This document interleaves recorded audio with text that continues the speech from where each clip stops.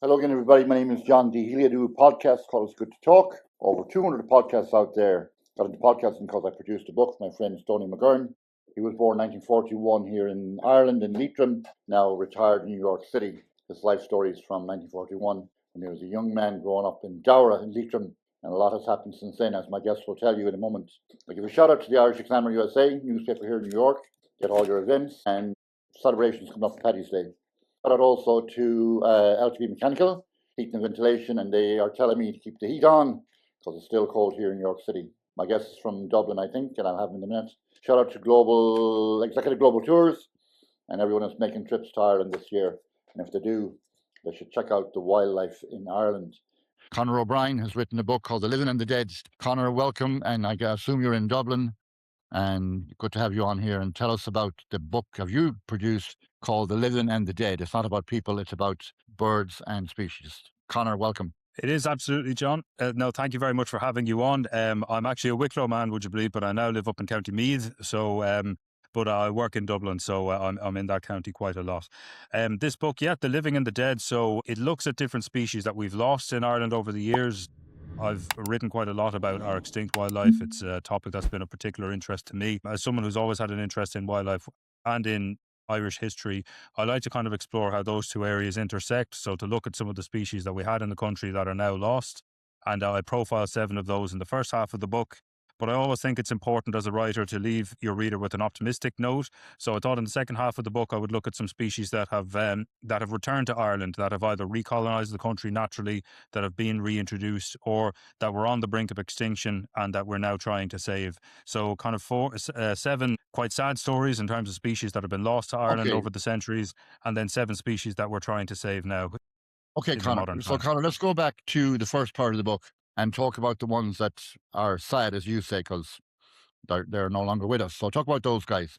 Absolutely. Well, I opened the book with a species that's not just lost to Ireland, but it's lost to the whole world. It's a bird called the great auk, which was a flightless seabird that once lived around the Irish coast. It was the only flightless bird that we had.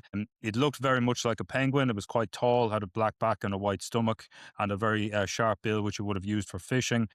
Sadly, this bird became extinct in the middle of the 19th century. It was hunted extensively. Its colonies were really heavily exploited to provide feathers for things like duvets and things like that. And then the eggs would also have been collected for egg collectors. And then as the species became rarer and rarer, you would have seen a lot of specimens acquired for things like museums and private collections. And indeed, there's only 80 stuffed great auk specimens left in the whole world. And one of them is in Trinity College, Dublin. That was the last known Irish great auk, which was caught off County Waterford in 1834. So that's a very tragic story, really, a species that's been lost to the whole world, one of the most unique species that we had. It covers some other species that have been lost in much more recent times. So you're from County Mayo, so one of the birds that has been lost in more recent times was the corn bunting, which was a small farmland bird that used to be found in coastal sites all around Ireland. And its last stronghold was on the Mullagh Peninsula in County Mayo, where it ebbed away into extinction in the 1990s. It can still be found in Britain and on continental Europe, but in Ireland it's completely extinct now. It was basically a victim of... The question I have, Conor, is like, why is it extinct in Mayo? Was it farming or something else? Absolutely. Well, the corn bunting became extinct over all of Ireland, really, as a result of farming changes. As its name suggests, it was a species that was very heavily associated with cereal cultivation. So we used to grow a lot more wheat and a lot more barley and things like that in Ireland. And then during the 20th century, you saw a lot of that being turned over to grass in order to feed cattle. You also saw much more application of things like pesticides and herbicides, which would have affected the corn bunting because it would have killed off a lot of the insects that they needed to feed their chicks. And then you also saw the removal of a lot of hedgerows started to be removed from parts of the countryside as well.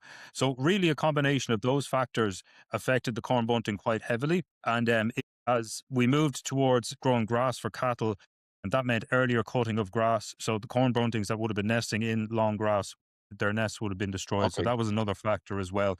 And like I said, the Mullagh Peninsula was thought to have been their last stronghold in Ireland before they ebbed away into extinction in the 1990s. Okay, I'll come back in a couple of minutes to the use of pesticides and how that affects wildlife that leaves actually the Canadian wild geese that fly from Canada all the way to Ireland, and it takes about longer than longer than Aer Lingus, over 3,500 miles. It's a long time for birds to fly. And they have to Exactly. stop for a snack on the way, and hence pesticides. But let's go back to your first part of the book again, and let's go through a few more of what you are telling us is gone. And by the way, we should commend you on your research. It's interesting that someone like yourself takes the time and the effort and the research to keep it together, and so at least we can look back. They're not with us, but we can look back. It's a bit like looking at a memorial card of someone that died. But continue, Connor. Absolutely. Well, I mean, I suppose I looked at some of the other species that have been lost or been nearly extirpated in Ireland over the centuries. And another story, which has a very strong Mayo connection, was as the right whale. So. Not a lot of Irish people know that there used to be a whaling industry in Ireland. It was quite short lived, but it certainly would have claimed an awful lot of whales, and that was the case in County Mayo in the early years of the 20th century. You had Norwegian whaling operations in the Inishkea Islands and also in the Mullet Peninsula. They set up two whaling stations, one on the Inishkea Islands and then the other one in Blacksod Bay. And from those stations, they would have hunted the whales that were in the North Atlantic. And one of the reasons for this was because whaling was becoming a bit more prescribed in Norway at the time, and they needed a place with looser regulation, but also access to the whale-rich waters of the North Atlantic. It's in the early part of the 20th century, you would have seen, it would have had right whales moving up the west coast of Ireland. They were heavily hunted, and indeed the last one was caught around 1910, and there wasn't a right whale recorded anywhere in Ireland until 2024 after that. So an absence of 114 years. And indeed the North Atlantic right whale is still a critically endangered species. In the Eastern Atlantic, where Ireland is, they're effectively gone. In the Western Atlantic, over where you are, moving up and down the kind of the east coast of North America, there's still a few hundred individuals. They've had a reasonably good breeding season over the last year or so, I believe, but it's a very, very heavily endangered species, a very slow moving whale. The name right whale, of course, was given to them by the whalers because they were very heavy, they were curious, they were friendly, they were slow moving, and they produced a lot of oil. So all of these factors made them the right whale to hunt. And with those factors, they were obviously very heavily targeted, very heavily exploited, and that has led to that species being on the verge of extinction, and indeed is effectively extinct as a species within Irish waters. One individual in 114 years tragically doesn't constitute a return. Hopefully in years to come, if they can manage to survive, we might see them with more frequency. But Okay. another very strong and interesting kind of Mayo connection right there. Interesting you should mention that, because I grew up on a farm, as people know, and I used to fish in the Glenamoy River, which would be a tributary of the Moy. The Moy River is in Ballina, home to Mm. Pádraig O'Hora. He'll be a guest on my podcast in a few weeks. The Moy is known for salmon. Now, the Glenamoy River is known for salmon as well, and trout, and white trout, and eels, and tadpoles. But the salmon, as people know, returns to it where it was born, spawning ground. And I remember in Mayo, as you mentioned there about the whales, a few whales did arrive, I think, in Blacksod Bay, not maybe 20 years ago, and they Mm. died, unfortunately, probably of old age. And I'm just wondering, was that their instinct to go back to where they originated, or did they just get lost, like a lot of Mayo people get lost without GPS?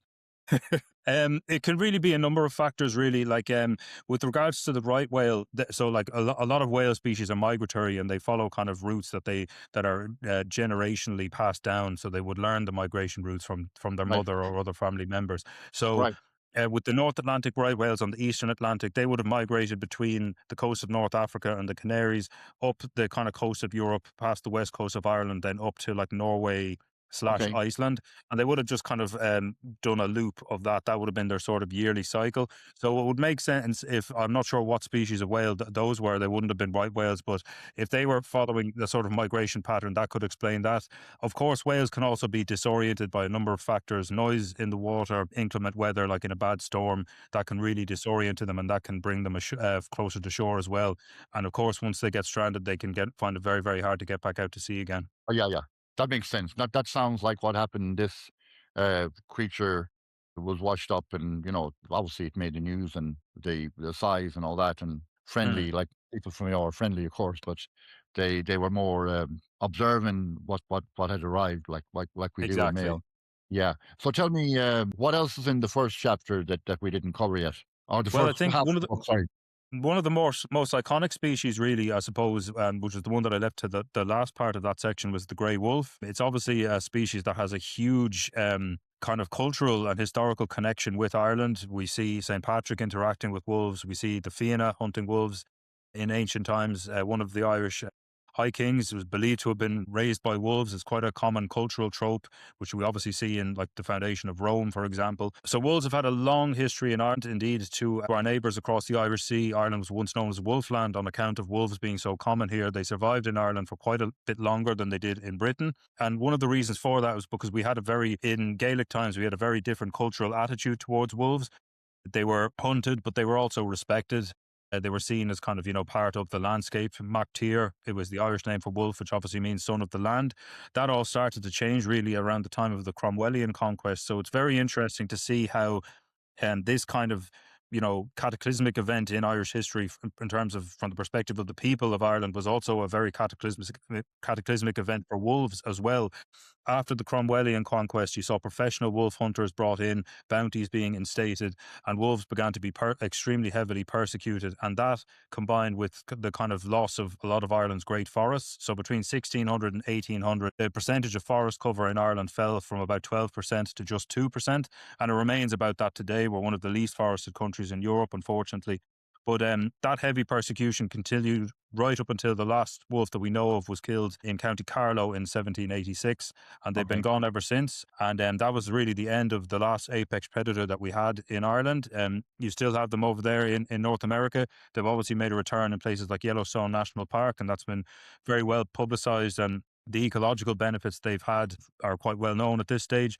But it's obviously still quite a controversial topic, and for good reason. I mean, a lot of people would probably Okay. understandably don't want such a large apex predator living nearby them, especially if they have livestock to care for. Okay. And another guy that I actually killed one of these myself, accidentally, of course. One time I was driving on the North Coast Road near the Cagefields. Seamus Caulfield was a guest on here too, Professor Seamus Caulfield from the Cagefields. And I was driving along that road one night and I happened to kill a fox head on, Oh, and I'm like, unfortunate. oh, yeah, poor fox, poor car. Like RFK here in America, when he killed a wolf and he buried him in Central Park, I was a bit kinder to the fox. I knew Okay. of a farmer that used to skin them and take the fur off. Hmm. Uh, at the time, the government was paying a bounty, as it was called, for the skin of the fox, well, which proved that you killed him because they were trying to eliminate the fox. Now, Hmm. I believe recently that the fox, again, is causing a problem in Ireland, and I'm not talking about anyone in the Fianna Fáil party, but foxes are a problem again. Am I right in saying that? Well, there certainly are a lot of foxes in Ireland, and that's actually one of the things that can happen when you remove an apex predator from the ecosystem. The sort of macro predators like foxes, so the sort of secondary predators, they can proliferate, and that can have a detrimental impact on other wildlife as well. So the foxes, of course, will eat things like ground nesting birds. So if there's an overabundance of foxes, that can affect ground nesting birds as well, definitely. But it's interesting you mentioned about skinning the fox. Not a lot of people know that at one point, animal pelts were one of the most lucrative exports from Ireland. In medieval times, Irish traders would have gone to continental fairs with huge piles of different furs that they would have captured.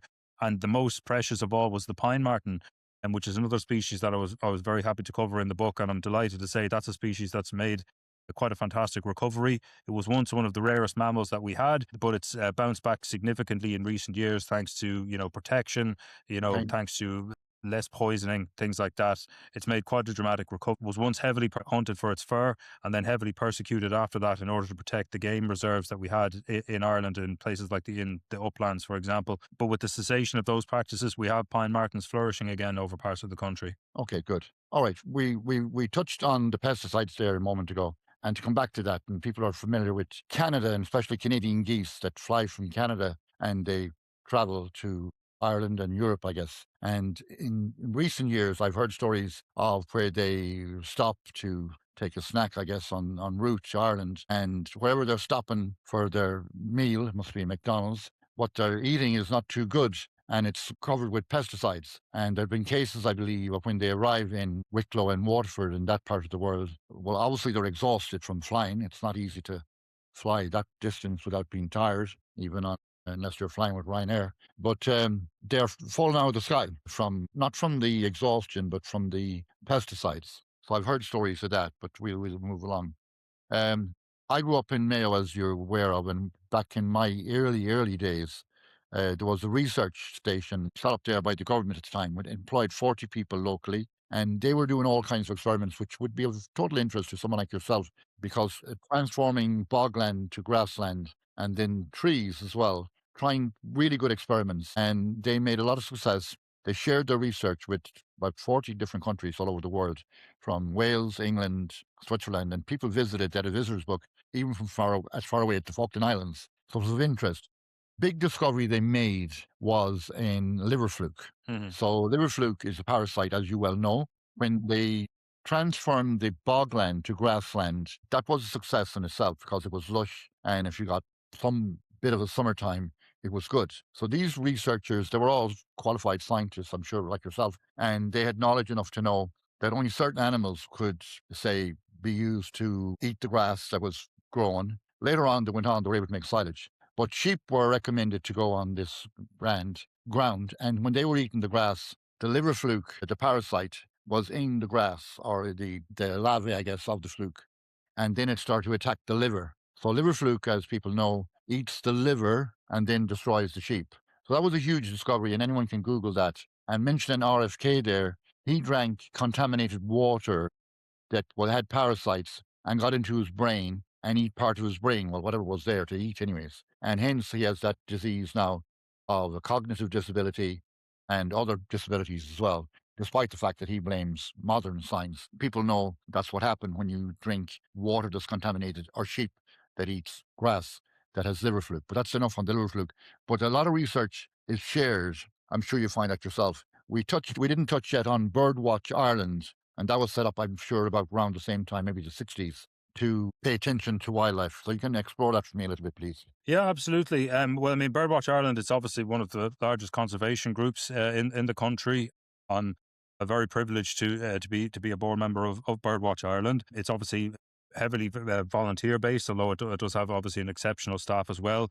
And they maintain a network of reserves all over the country that provide refuges for different bird species that we have. And just to bring in a brief Mayo connection again, one of their most successful sites in its own way was Anna Marsh on the Mullet Peninsula. This was acquired years and years ago, before it was actually called Birdwatch Ireland. Back then it was called the Irish Wild Bird Conservancy. This was one of the southernmost breeding sites in the whole world for a very unusual bird called the red-necked phalarope. And they were absent from this site for a very long time, but Birdwatch Ireland maintained it for many, many years in the hope that they would return, and eventually they did. They've been breeding there successfully now for a number of years. So it's a wonderful example of conservation, of holding on to a small size in the hopes that nature can return. And in this case, it did. So yeah, they were very much vindicated in looking after that particular site. Good. I'm glad you mentioned that. And I did note from a little bit of research on Birdwatch Ireland there's a gentleman there on it called Niall Hatch. Someone will tell him that I mentioned his name because of the pun, Hatch and eggs. Now, a lot of people that left parts of Ireland and came here to New York, like yourself, they have an interest in photography. Mhm. And Jerry Cusick is a friend of mine here on the Upper East Side, and he goes out taking photographs on the East River of birds in the hopes that he sees something of a rare species and all that. So the photography and the bird life go they tangle in together pretty well. And I won't use the word mesh because mesh is not good for birds. So let's get into the second half of your book, some of the other species. Let's talk about frogs and toads that they feature in your book, I'm sure. And they're interesting as well because they like the rain, I believe. They like water. They like kind of an environment. Tadpoles are not too far removed from the fluke, I guess. Tadpoles grow up to be frogs, I assume. They do, absolutely. I mean, so we don't have very many amphibians in Ireland. We only have 3 native species that we know of for certain, and one of which that I cover in the book is the natterjack toad. So most Irish people will be very familiar with frogs, of course, but not many Irish people would know that we also have a species of toad. And one of the reasons for that is that it's extremely localized in its range, native really to County Kerry. And then there's also a small population that was translocated to County Wexford as well. So quite similar looking to a frog, but different in its own way. Has a much more bumpily skin and would run along the ground rather than hop. That's one of the main reasons you'd be looking at a toad rather than a frog. And also has colorations that's designed to give it camouflage in sand dunes, which is its favorite habitat. Yeah, so the one of the interesting things about the Natterjack toad is that there's been initiatives in County Kerry to help save it in recent years. It likes to breed in sort of temporary ponds, pools, like puddles, for example, that would appear in fields.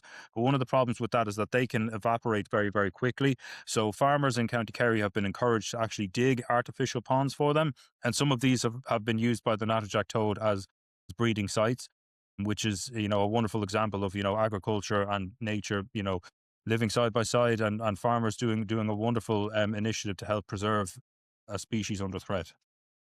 So that's the frog and the toad, of course.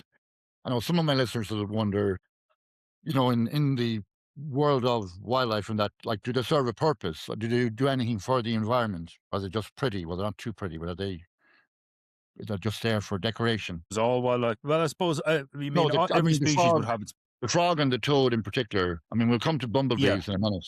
Yeah, every species would have a place within its ecosystem, and frogs and toads would certainly be no exception. They're obviously predatory creatures by nature, so they can be very good for in gardens, for example. I understand frogs can be quite good for controlling things like slugs. They would eat a lot of insects as well, so they help to keep those numbers under control too.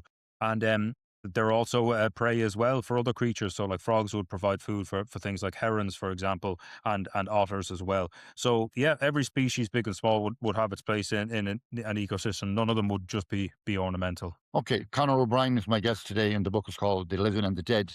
And I'm going to come back to Conor in a moment. I'm calling on Jimmy Grady to sing a song for us, because as Jimmy Grady knows, all God's creatures have a place in the choir, and some sing low and some sing higher.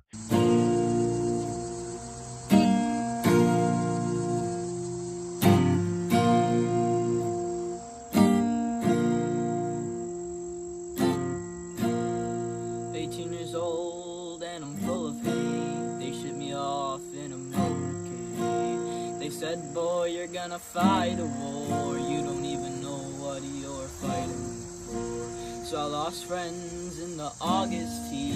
At night it was God I'd always need. I said, Lord, won't you bring me home? I got women in the West I wanna hold.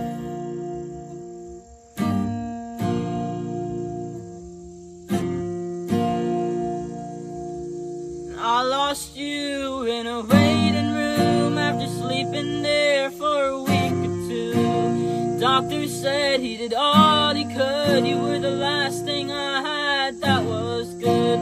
So I walked miles down the Tulsa Street. Lights started beaming in from the east. 6 a.m. and fucked up again, asking God where the hell he'd been. He said the sun's gonna rise tomorrow, somewhere on the east side of sorrow. Better pack your bag, West, stick out your chest, and then hit the road. The sun's gonna rise tomorrow, somewhere on the east side of sorrow. Don't give it a reason to follow. Let it be, then let it go.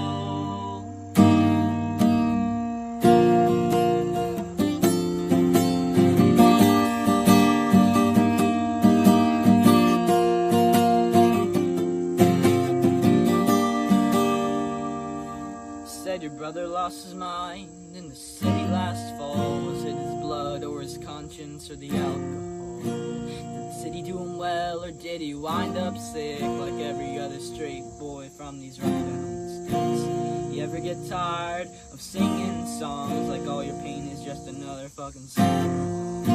If you ever get the chance, come on home. I heard the turnpike's back together and the right.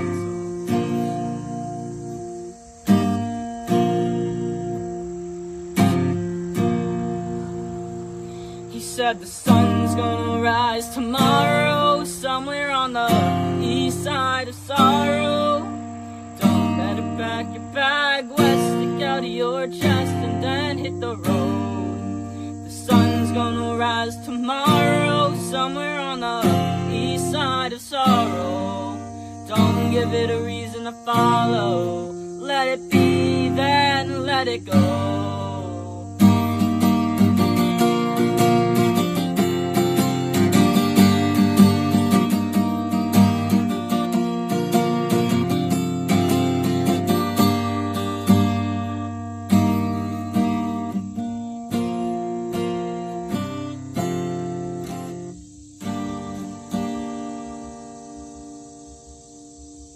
Jimmy, thank you very much. And Connor is impressed with your singing voice. He said you sing like a bird. He's not sure what bird it is, but you sing good anyway. So let's, Connor, come back to me again here.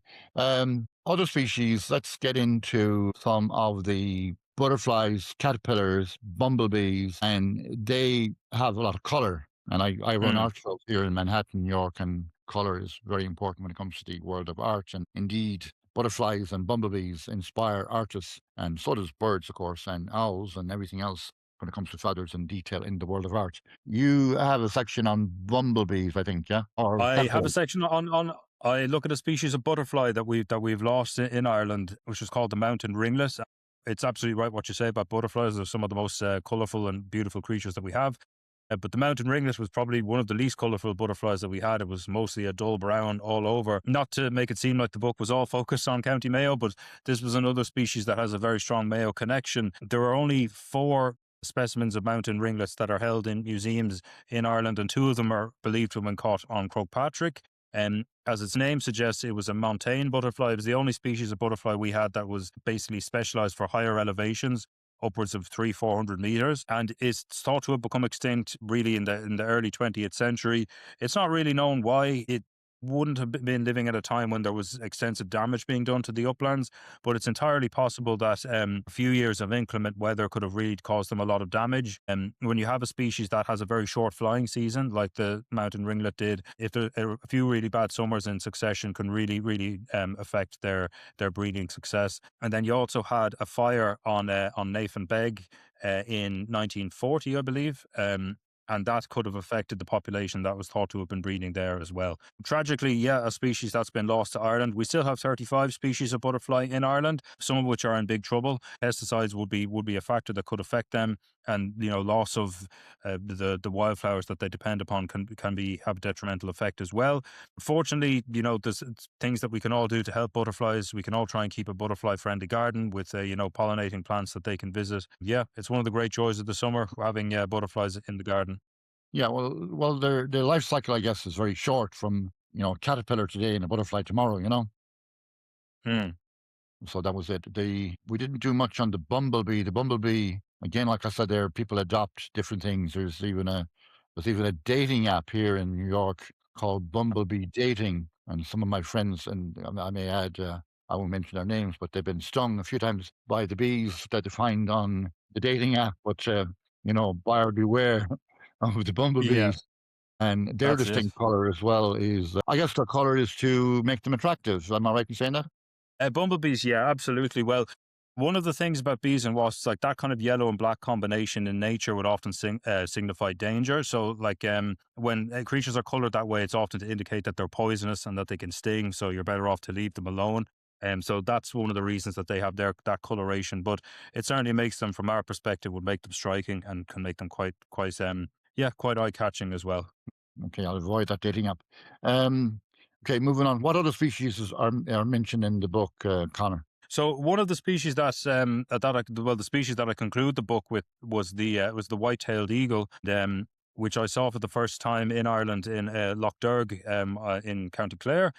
Your North American listeners will be, of course, very familiar with the bald eagle, and the white-tailed eagle is the European cousin of the bald eagle. They're basically sister species. If you were to mute the colours of the two and show them side by side, they basically look indistinguishable. They're very, very similar outline and profile. We lost our white-tailed eagles towards the end of the 19th century. They were persecuted to extinction, as were a lot of birds of prey in Ireland. Were very, very heavily persecuted at that time. They would have been poisoned. They would have been shot. Traps would have been used to catch them. White-tailed eagles are habitual scavengers, so that made them very vulnerable to poisoning, of course. But starting in 2007, white-tailed eagles were brought in from Norway, were reintroduced into Killarney National Park, subsequently reintroduced into a few other areas like the Shannon Basin, for example. It's been a bit of an uphill struggle in some way, trying to get people on board. There have been instances of poisoning and shooting, unfortunately, but the species is still surviving. They're breeding now across different parts of the country. We have that species back again, so it's a wonderful example of a reintroduction project going well. Okay, we'll move on again, Connor. I'm back to Glenmoy again, actually, because I was fortunate enough at one time I wouldn't know if I would call it a job or not, but it was in the same location as the research was set up. A company moved in to establish the rabbits, and these rabbits weren't just any kind of rabbit. They were Angora in nature, and anyone here in New York, Fifth Avenue, Park Avenue, if you're buying a jumper or a Guernsey for your beautiful wife, you'll know it's a very, very expensive wool. And my Mm, job going on the farm was to take away the rabbit shit. So I could say my first job was shoveling rabbit shit in Glenamoy. The that's quite a byproduct job. was quite a job, yeah. Anyways, the company that owned the Angora rabbits, the rabbits were there for the wool, and they grew wool very, very fast. And it was about four local girls. They were hired to shear them with, just like you shear with a razor of them. And my job once a week was to pick up the rabbit shit, which came out on a conveyor belt. So they were a bit like battery hens, I suppose. And that's Mm. not too pretty, but they look pretty. Indeed, one of the girls that was working there was very pretty because I dated her, but away from me and the shoveling rabbit shit. The other rabbits, the wild rabbits, have you any update on them? How are they doing? Yeah, I mean, there's thought to be millions of wild rabbits in Ireland, as far as I'm aware. They're certainly not under any threat. I'm not aware of. I mean, Ireland has had things like myxomatosis in the past, which is obviously a disease that affects rabbits. It's quite a disgusting illness, really. It leads to quite a gruesome death. But no, it's certainly hasn't hindered their numbers. That there's an awful lot of rabbits in Ireland, and indeed, just bringing it back to birds of prey, they provide rabbits obviously provide food for a lot of predators, foxes included, but also the birds of prey that we have, like the buzzard, for example. You would have a lot of cousins of the buzzard in North America, like the red-tailed hawk and species like that, that some of your viewers might be familiar with. But the buzzards that we have in Ireland would eat rabbits quite a lot. So it's good that we have a healthy rabbit population that would benefit them as well. Okay. Close to the rabbit then is people that like to play golf. Back to Balmullet again in Carn, the golf course there, and they Hmm. opened that golf course. Of course, friends of mine were involved in it. Needless to say, they like golf. I don't. That's a bit stupid to hit a ball and walk after it. But the rabbits thought it was interesting to see the holes for the golf, and they Yeah. thought they were made for them. Bit like some of my friends going to a buffet. They think the food's all for them. And, the solution that some people had to get rid of the rabbits, I think, was the introduction of cats. But I could be wrong. But the cats and the rabbits, they didn't fall out. They mingled, and I think they interacted with each other. And I don't know what evolved from that, but it wasn't a good line of defense, for Hmm. want of a better word, because maybe the cats passed on diseases to the rabbits or vice versa. So that Nice. myxomatosis might have a name to it for a reason. But a lot of wildlife, as you and I have discussed, and you're the expert, of course, and I'm not. I'm just someone on the sideline looking in. We didn't hit the badger yet, even though I've hit a few of them. Is he kind of popular around still? Or? Well, they're, as far as I'm aware, they're not a species under threat in Ireland. As for their popularity, it seems to be a source of continued kind of dispute, really, because I believe they're not the most popular with farmers. They can obviously transfer bovine TB, which can be hugely detrimental to livestock as well. So yeah, there is the potential for conflict right there. Conflict, yeah. But they're not a species under threat in Ireland at the moment. And in the same garden, pardon the pun, or same farmland, the hedgehog, is he still around? Yeah, we still have hedgehogs in Ireland, thankfully. Unfortunately for me, my attempts to get them into our garden have so far failed. I've fed nothing but cats, but hedgehogs still very much, yeah, very much a species that you can expect to find in Ireland. Not always the easiest to see because obviously they spend the winter hibernating, and then for the rest of the year they're basically nocturnal. But sometimes if you're around at night, if you're walking through a suburban estate, you'll be lucky to come across one. I mean, growing up again on a farm, you see everything, of course, and maybe you see too much sometimes. But pardon the pun. But hedgehogs have a strange way of protecting themselves when they, you know, produce their thorns, as we call it, as nature's mechanism for shielding themselves off. Of course. Well, interesting enough, and congratulations again on the production of your book. Lots more that we didn't touch, I suppose. The crane was a bird that was popular on the farm too. There was another one called Maja Ada. I don't know if that's the Gaelic word for a crane, but it was a bird with a very long beak. It looked like, wouldn't be a swan per se, but would have characteristics of a swan's. And the Mhm. swans themselves, I guess there's some of them still around, I would imagine, because of their beauty, I guess, yeah. Oh yeah, I mean, it's certainly we have. You'll see mute swans in most waterways in Ireland now, and then in winter you obviously have the whooper swans as well. It's one of the kind of signs of oncoming winter when you see them arriving. See the kind of the quote unquote the wild swans. So you'll see whooper swans in much more kind of wild areas. You won't get them at your local pond, but they certainly come here in large numbers. Typically from Iceland, and they make the journey down from Iceland to spend the winter here. Well, the migration is always interesting as to why, one species of birds. like say here from America and from Canada again, want to go that way and that way. And of course, it's good for predicting weather patterns as Mm. well. Could be better than your weatherman, and a lot of good weathermen down in your part of the world. Mm. Again, before we finish up, just a question again on like farming. Fish farming is one thing, like salmon. I don't know if salmon would be extinct if it wasn't for fish farms. And I used to have a restaurant in Kildare called Mother Hubbard's. So I was very particular to buy wild salmon. And again, my sources in Mayo were very good from the Glenmoy River and from ports like Porturlin and Rossport and Carrotag and Killala Bay for buying wild salmon. I was very particular about that. And I would know the difference between a wild salmon and a farm salmon. If you know your restaurant and if you're a good chef, you know the difference. But have you any comments to make on that? I know it's like a necessary evil, I guess, in the world of the kitchen, you know? Yes, I mean, my only real thoughts on it really would be as long as it's done sustainably. I mean, if it's not poached, if it's caught in a legal way, in a way that isn't detrimental to the species survival, then look, I suppose then I wouldn't have an issue with it from that sense. But obviously, salmon numbers have fallen in Ireland a lot, so I think we do need to be very careful about not over exploiting the fish resources that we still have. But it's obviously it's obviously something that people enjoy fishing, and of course. It provides a culinary thing as well. Yeah. If it can be done in a sustainable way, that I don't think a man or a woman or more than one on the banks of the Boy in Ballina with fishing rod is going to do too much damage, you know. They're there more for the enjoyment and the sport of it and all that.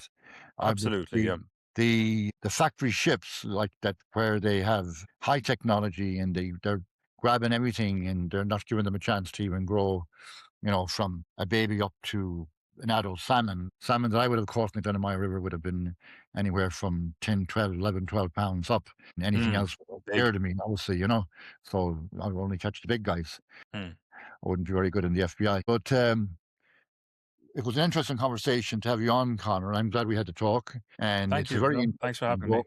And it's not everyone that would have the time, the patience, and the research and the knowledge to do it. So, like yourself, I'll give a shout out to you and praise of you. I'd like to give a shout out to PJ O'Hare. He was one of the main people that promoted the research station in Glenmoy and working hard to see the reclamation of bogland, peatland as was known, to grassland, and hence all the side effects of other discoveries. It was a bit like the discovery of Viagra. They were looking for Viagra. They were looking for one thing and they found something else. And liver fluke, I assume, does transform into human resource. I had a scientist on here from Sloan Kettering dealing with the very aspect of brain cancer. And brain cancer is still the toughest form of cancer for scientists to solve. Every other cancer, they're making great headways. And that my guest will be on again in Sergave. And I hope with good wishes to Seamus Caulfield and the Cage Fields too. I hope to be back there to visit fields in the summertime, and I will walk in your footsteps too and see if I can locate any more wild species in the world. And the Angora rabbits are long gone. I'm going to leave the last word with you, Conor O'Brien. The book is called The Living and the Dead. Speaking of species, of course, where can my listeners get your book? Well, the book is published by Merrion Press, so you can find it on their website, merrionpress.ie, and it can also be acquired on Amazon, and it should be available in other online outlets as well.